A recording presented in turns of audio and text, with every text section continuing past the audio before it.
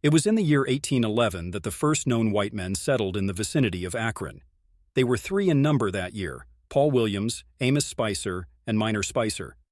Theirs was the only white settlement at that time in that area. However, there were numerous Native Americans throughout the surrounding country.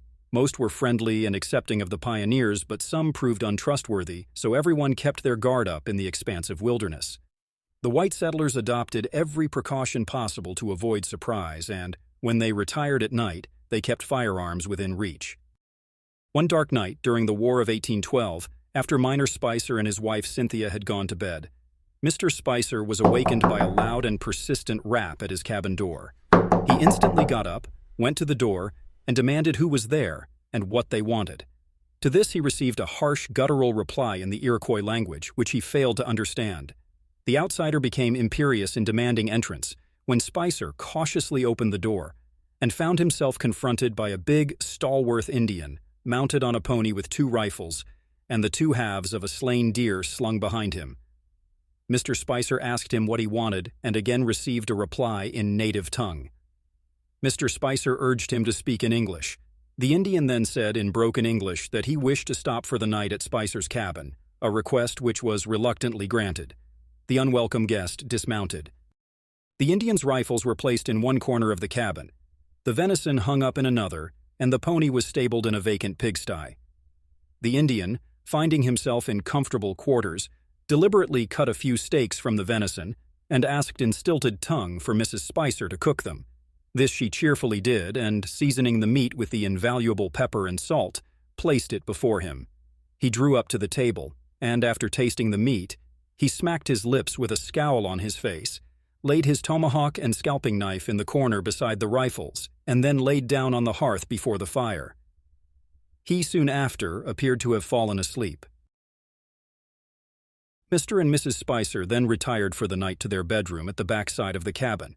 The Indian remained in apparent slumber for some time when he raised himself up and, turning his head, looked steadily over his shoulder toward the bedroom, as if to assure himself that the family were asleep, then rose to his feet and stepped lightly across the floor to the corner where his weapons had been placed.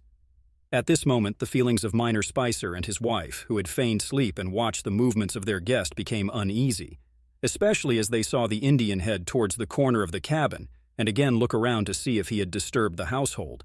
Hearing no sound, he then seized his scalping knife and touched its edge with his finger. Spicer, believing their lives were in danger, stood out of the light from the fireplace, noiselessly took his own rifle in hand, which stood at his bedside, and leveled it at the Indian, ready to fire.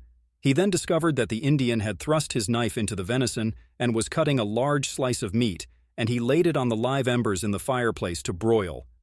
This reassured Spicer that all is well, that ends well. He then replaced his rifle carefully at his bedside without alarming the Indian, who, after broiling and devouring his huge slice of venison, readjusted himself on the hearth, and there the native man slept quietly until morning.